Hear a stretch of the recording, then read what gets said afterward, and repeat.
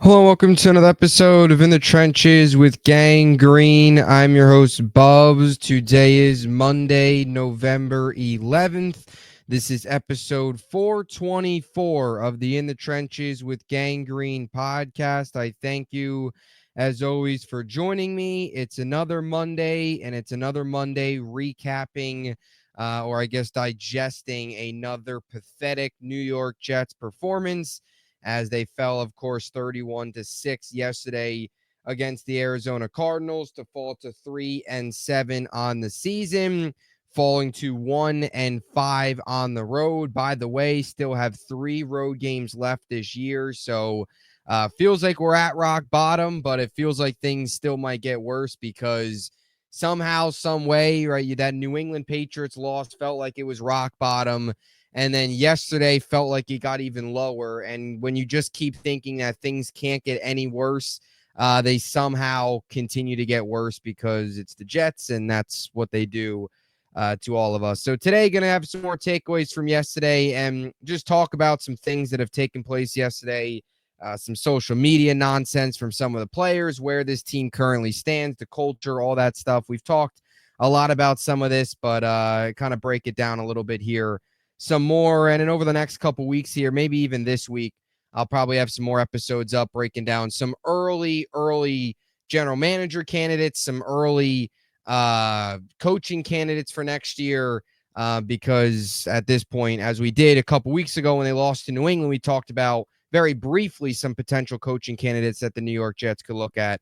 We'll kind of take a little bit of a deeper dive into that and some front office, football operations, general manager, all that stuff, as we have 7 games left, but the season is all but over at this point, just waiting to the point where they're officially mathematically eliminated, which will come very, very soon here within the next couple weeks. But as always, before we begin, let me tell you about our podcast partners, starting with our friends over at BetUS, America's favorite online sports book. If you want to get in on any of the sports betting action out there, use my link in the description of this video to get a 125% sign-up bonus on your first 3 deposits up to $2,000. Also, our friends over at SeatGeek, if you're looking to get out to any sporting event or any concert, a play, a show, you name it, and if you're using SeatGeek for the first time, when you use my promo code BUBSONSPORTS, you get $20 off. So whatever the price is for your ticket, subtract $20 from that when you use my code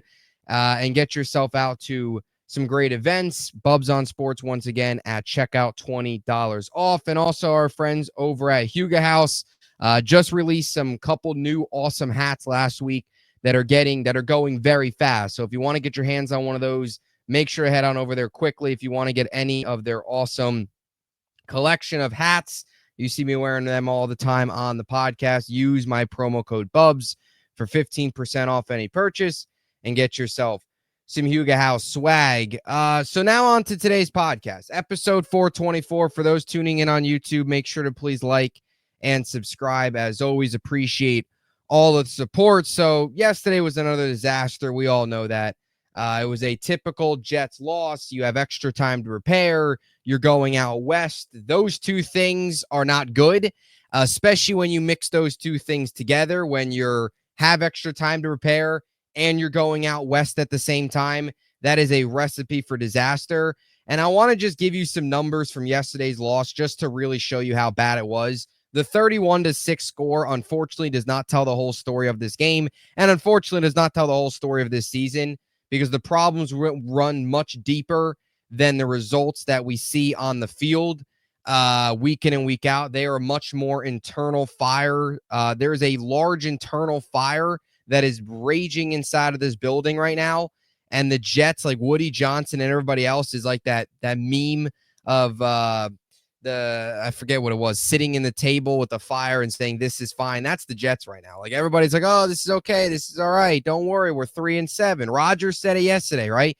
3-7. Colts coming up next week. Pick up a win. Adjust at the bye week.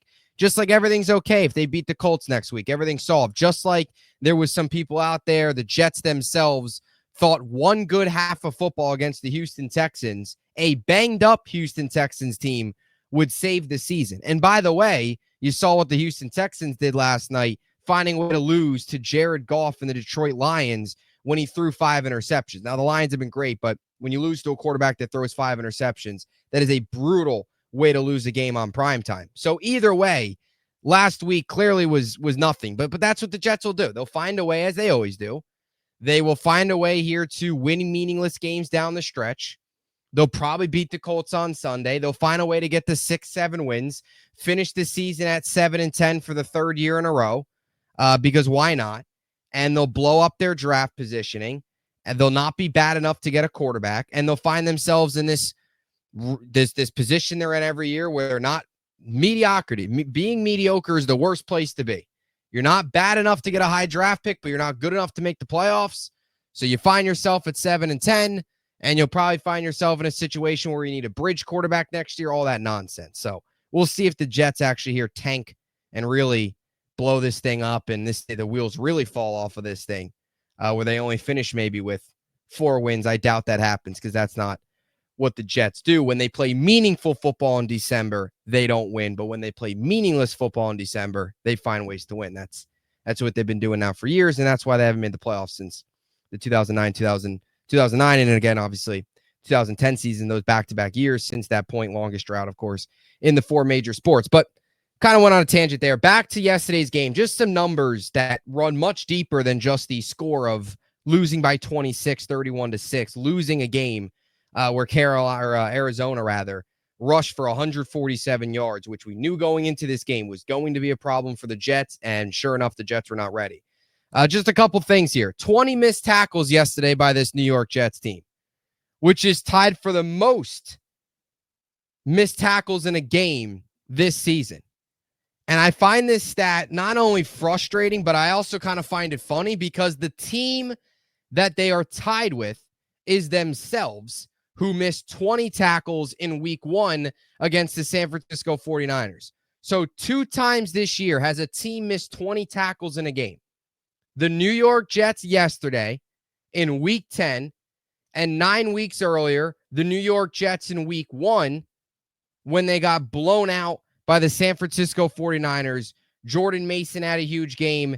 The Niners ran all over us and beat us up on primetime to open up the season, when really we all should have known in that moment. You kind of got the vibe in that moment. Team can't tackle, can't stop the run. This is the same old Jets. Lost the game. New quarterback, doesn't matter. Here we are 10 games later, 3-7, and it's the same thing. This team still cannot tackle. It is so crazy how hard it is for this team of it's not even a team. Like, the Jets aren't even a team. They're just a bunch of guys. And I'll get to that here in a little bit with the culture. So I don't want to completely talk about that now because that's kind of next segment.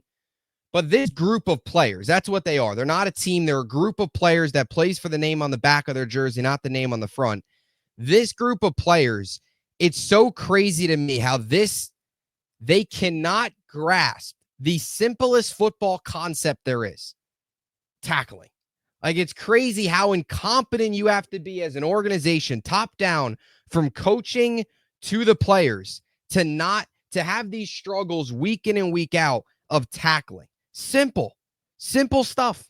This is stuff you learn when you make the transition from flag football to tackle football when you're in like 2nd grade. That is how incompetent this franchise is. They can't even tackle right. And it also shows you how incompetent this coaching staff is, and these players as well, because they're not adjusting. Week 1, they missed 20 tackles. Week 10, they missed 20 tackles. 10 weeks apart, no adjustments. Same thing every single week. Same thing every single year. 3-7. And you went into yesterday's game, like I talked about on the post-game pod, knowing what the Cardinals were going to throw at you, knowing that you've got to wrap up. You got to bring down James Conner. We all knew Trey McBride was going to be a threat. What did the Jets do? They had no answers for any of those players. And I always said, I wish I can go to one Jets drive one of these days, just one day, and see what this team does on a day in and day out basis. Like, what do? Do they actually watch film? Do they actually practice? What do they even do at practice? Because they're never ready, especially with extra time. And that's another stat I wanted to get into. The Jets are 4-23. 4-23 since 2016 with at least 7 days of rest in between games. So another thing, for some reason, this organization cannot get right. With extra time to prepare, and I'm sure there's another stat out there too with this team flying out west. Whenever they fly out west, they never show up. They don't even get on the plane. They don't even get off the bus. They don't even leave the facility when they have a game out west. Hey, I don't know what it is. We saw it at the beginning of the year against San Francisco. We saw it yesterday with Arizona.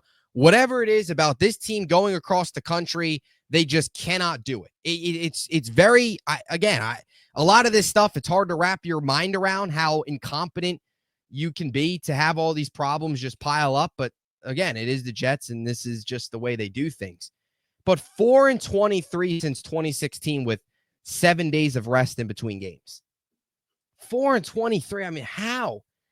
And coming off of bye weeks, they're never good. Coming off those Thursday night games, they're never good. Right? Even on Sunday to Monday games where they have an extra day, they're never good. Like, I don't know how you can be that incompetent when you have extra time. You get a Thursday night game. You get to watch the opponent on Sunday, watch the entire game, and then probably watch the film after watching that entire game. You get to watch your opponent probably like 3 times, one of them being live. You see what they're doing, and you never have any answers. And yesterday was another prime example of that. They had no answers. So 20 missed tackles. 2 teams have missed 20. 2 times this year, a team's missed 20 tackles in a game. Both of them were the New York Jets. And it's only fitting that it's the first game of the season and the most recent game. It just shows you all the crap that's been in between and how there's been no adjustments at all. And I'll bet you, final game of the season, the Jets will probably miss more than 20 tackles. So we'll look at it and say, first game they missed 20, and last game they missed like 25. So they actually got worse somehow. I also thought this was funny. The Jets yesterday didn't score any touchdowns. 2 field goals. 0 for 3 in the red zone. Guess who scored a touchdown, though? Mike Williams. So the Jets yesterday didn't score. Mike Williams had a touchdown. So Mike Williams had more touchdowns yesterday. And the New York Jets in 60 minutes of football couldn't find the end zone once. So I thought that was also kind of a funny yet painful stat that kind of just sums up the Jets season. I also thought this was, interesting too. The Jets yesterday didn't have a completion over 10 yards or something like that. There was another number out there as well. They were running the famous Adam Gase, 10-yard offense. The one time they took a shot deep, it was to Xavier Gipson. So at that point in the game, as a Jet fan in the fourth quarter garbage time, you got a good laugh out of that because that could have been Mike Williams deep down the field. Instead, it was Xavier Gipson. So it's just hilarious how you're sending a receiver in Xavier Gipson. Nothing against him. I mean, he that's not what that's not what he's meant to do. He's 5'9", and you're setting him downfield for a one-on-one ball. Seriously? That's what we're doing at this point? Sending Gipson downfield? I know a guy that can probably make that play, but, he was dealt for a 5th-round pick and scored a touchdown in his first game with the Steelers. So, unfortunate how that all kind of works out, right? Was in your building at the start of this week. Now Gibson's fitting that role perfectly. So, that's just another thing that I wanted to mention. Now, as for the players on this team and the culture, like I said, that's what this team is. They're just a bunch of players. They're a bunch of guys. They're a bunch of guys that are big names that don't play well together, right? Sauce Gardner, Aaron Rodgers, the list goes on and on. They're a bunch of guys with talent. I do think us as Jets fans overrate the talent on this team a little bit. I would agree. And that's everybody involved. I think the talent on this team is a little overrated, probably by a little inflated by the fans than actually, even Sauce, for example. We all said he was the best corner in football, which he was the last 2 years, but clearly now adversity hits and he's not anywhere near the player that we all thought we were going to get for a very long time. We were all like, oh, extend him in 2025. We all expected him to have just a typical Sauce Gardner season, and he's been terrible. And he's not handling failure. He's not handling adversity well at all. I mean, he, other than the Jets losing is ugly, but Sauce Gardner trying to handle adversity might be even uglier with the way he's going about his business right now in this market is going to get you eaten alive. And that's just the culture that's in place right now at the Jets. It's a culture that is, we always talk about, right? They justify losing. There's no urgency. There's no accountability. Right? You hear Jeff Ulbrich, I think it was last week or maybe 2 weeks ago, talk about how he defines accountability. And it was the most dumbest definition, the stupidest thing I think I've ever heard a head coach maybe my entire life say. And I forget the exact quote, but like for some reason, it's so hard for this organization to grasp a simple concept of accountability. There is none of it anywhere to be seen. And that's the biggest issue. You got a bunch of guys that are just playing for the name on their back of their jersey and not playing for one another, not playing for the guy next to them. They don't care. And it also goes back to the whole thing what I always talk about. Robert Saleh in his first year or two, I don't know if it was 2021, 2022. It might have been maybe even last year after the 2022 draft class had that great rookie season. But he talked about how he is here as a coach to get guys paid. That was like one of the things he said. And that was probably one of the worst things that could have came out of his mouth. And I know he's not the coach anymore, and I'm not trying to kill Saleh, but that's just the point I'm trying to make about the whole culture with this team. Not only is it about justifying losing, and there is no energy, right? Alan Lazard at the beginning of the season, when they lost to the Broncos, as opposed to being frustrated and fed up and having some urgency, realizing like, hey, we're 2-2. We got the Vikings coming up. This isn't good enough. He's like, oh, we're 2-2. We're not in a bad spot. This is okay. Everything's all right. Again, like I said, that meme with everything with the fire burning and this is fine. And that's what it is. And so not only is that the culture, but also these guys, while they are talented, all they care about is themselves. They just want to get paid. As long as their personal stats are all right, they couldn't care less about the wins. And that's what makes this team so unlikable. And I've talked a lot about it on this podcast.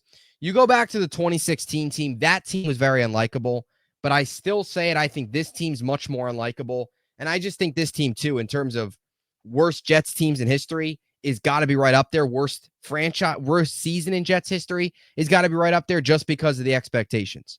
And there's no excuses, right? Rodgers is now here. He's healthy. And there's no more excuses. There is none. But that's the culture that's built. Guys worried about themselves. There's no urgency. No accountability. You've got coaches trying to define accountability. It's not that complex. It's not rocket science. Accountability is not rocket science. It's not. It really isn't. And I will say this too. Michael Clemens, Javon Kinlaw, playing week in and week out, playing consistent snaps week in and week out, tells you all you need to know about the state of this franchise.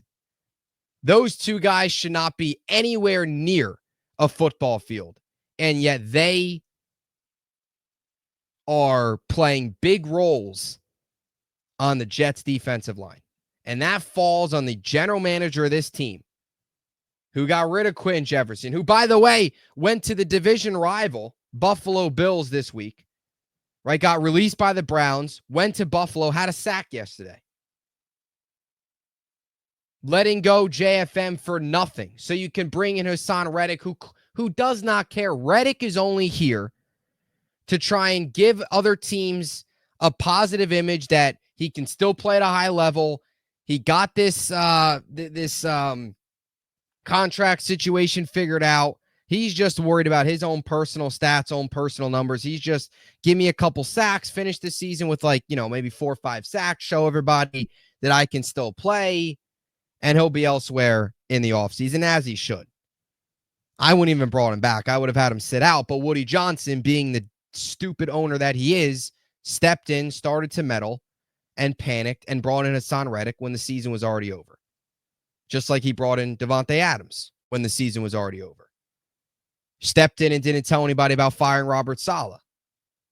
And I'm not going to sit here and say that this team would be 7-3 right now with Robert Saleh. They wouldn't be. But that is a move that is also blown up in his face. Not that it would have gone any better, but it certainly hasn't worked. They should have fired Robert Saleh. They should have fired Nathaniel Hackett. They should have blown this whole thing up at the end of the last season. But they all got a pass because Aaron Rodgers. They had Jim Harbaugh waiting there. He goes to the Chargers. Look at the Chargers right now. They're 6-3. Jets looking for another head coach. Looking for a GM. Heck, wish he would sell the team and we could look for an owner. But that won't happen. So I want to show you this tweet here from Sauce today. This was embarrassing. So Rich Cimini, and I'll throw it up on the screen here. Rich Cimini earlier today gave out, as he does every week, the Jets stock report. And on there he says how the entire defense, 20 missed tackles, all that stuff. Sauce Gardner, the most costly missed tackle in the game, which I agree with him. It was definitely the ugliest missed tackle in the game. And Sauce responds. Now, he deleted this tweet about 5 minutes after it was sent. It was only up for about 5 minutes or so. But Sauce, being the player he is right now, just not reading the room, not reading the fans, goes out and says, yep, I'm 100% sure me missing that tackle at the beginning of the second quarter for a gain of 17 yards was the costliest miss. And that is, in fact, what lost us the game. I mean, there has not been a bigger fall off than Sauce Gardner. And I'm not saying Sauce Gardner is the sole reason for losing that game, but that tackle was by far the worst miss of the day. And it's not about it being the most costly.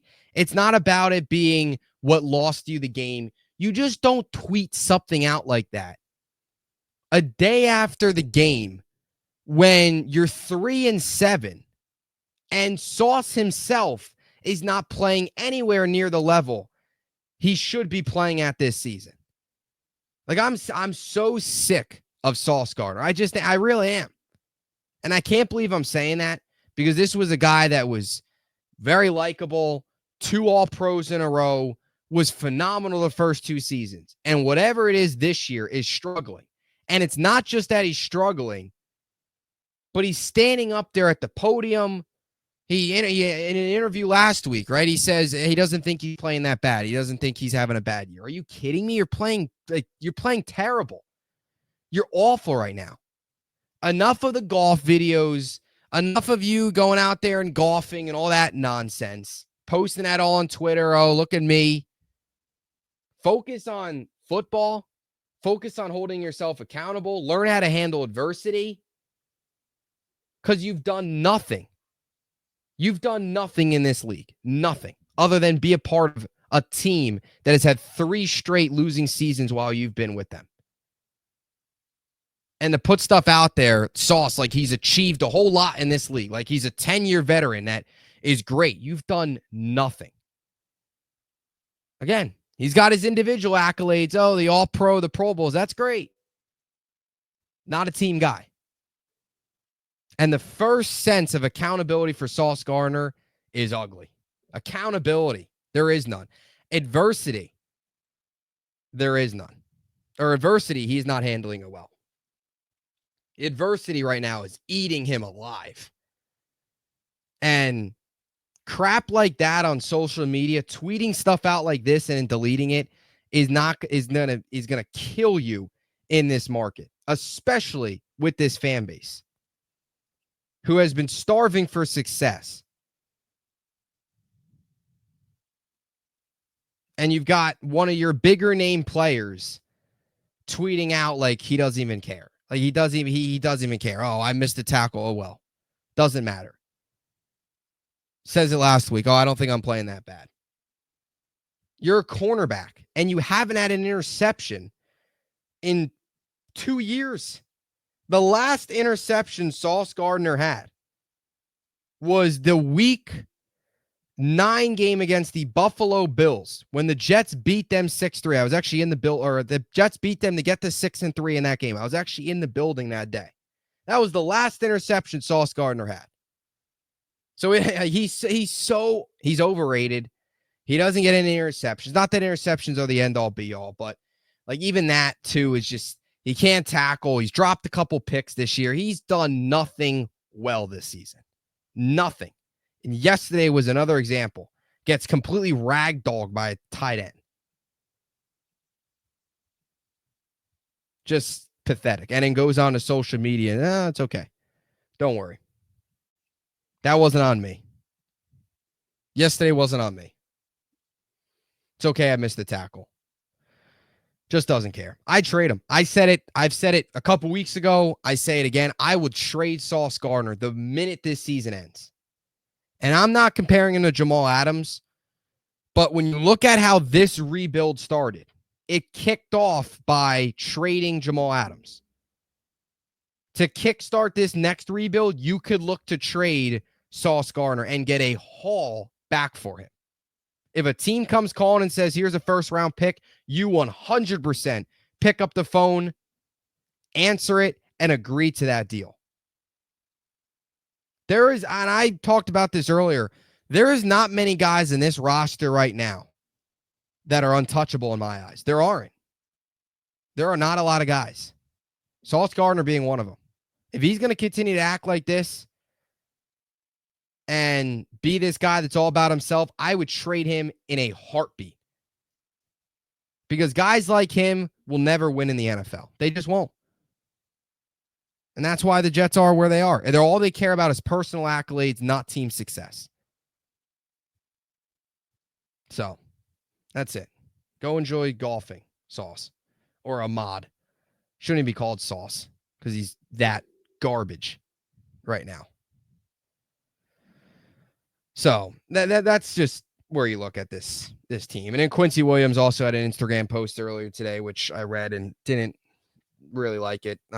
Guys taking to social media is so stupid. That's when you know you've got a locker room that's up in flames. Once the social media stuff starts coming out, the tweets, all this nonsense. It's crazy. It really is crazy. Aaron Rodgers, the man himself, thought he could come in here and change all this. I mean, what an idiot you must be to think you can come into this organization and fix the stench that's been around this team for now 14 years. I mean, man. And I do not want to, and I will get to Aaron Rodgers, we'll get to the offseason stuff, but there is no chance I want to see Aaron Rodgers under center next year. No chance I want to see that. I can't do it. I cannot do it. I don't know how, if you're a Jet fan in your right mind, you would want this guy back next season. And don't give me the nonsense of, new coach, he comes back with Devontae. No, he's only getting older. He's cooked. He's washed. No, you cannot. I can't do it. I would rather tie Rod on a bridge here. I would rather bring in a rookie that I just can't. I can't take Rodgers' arrogance anymore. I can't take his lack of urgency. I just can't take it anymore. The guy, Aaron Rodgers' act, when he's winning, it's great. When he's losing, that's why he wanted that. That's why Green Bay is so much better off without him. So, anyway, just some other things. You look at the playoff droughts, right? They threw it up on the screen yesterday for the during the game, current playoff droughts, and there's 4 long playoff droughts right now in the NFL. Jets 2010 is the longest. Broncos 2015 is the second longest, and then tied for the third longest, Falcons 2017, Panthers also 2017. And the way you look at these droughts is Broncos are probably going to make the playoffs this year, especially with no team right now really behind them fighting for that 7 seed. With the Colts losing yesterday and looking lifeless with Joe Flacco, and the Jets losing yesterday and having no chance to get back into the race, other than maybe the Bengals, but the Bengals defense can't stop a nosebleed right now. They can't stop a parked car. So I don't know how much faith you have. I mean, Jamar Chase and Burrow are dominating, but I don't know if you can have a ton of faith in Cincy right now turning the season around from a, maybe they do, but the defense is so bad. We'll see. But Denver, even with them losing today, Denver has a pretty good shot at making the playoffs. And Atlanta probably will make the playoffs as well. We'll see. I know they lost yesterday as well to the Saints, which was which was ugly. The Saints kind of got that new coach bump, which unfortunately the Jets couldn't. But you look at the division, the NFC South, extremely weak. I mean, the second place team, of course, is the Bucs, who are 4-6, dealing with a whole lot of injuries. So Falcons will probably make the playoffs. Panthers won't. The Jets won't. But something that all three of these teams do have in common, other than the Jets, is like the Jet. I know the Broncos haven't made the playoffs in 2015, but guess what? The last time they made the playoffs, they won the Super Bowl. So I would trade that for I would take that deal automatically. If they could switch places, I would 100% take the Broncos drought. You look at Atlanta. I know they lost the Super Bowl 28-3, but they got there. And they also, of course, got the playoffs most recently, and they'll probably get there again this year. Same thing with the Panthers. No, they lost the Super Bowl, but they got there. They've also made the playoffs more recently. All three of these teams, something they've had in common, they've all made the Super Bowl within the last 10 years.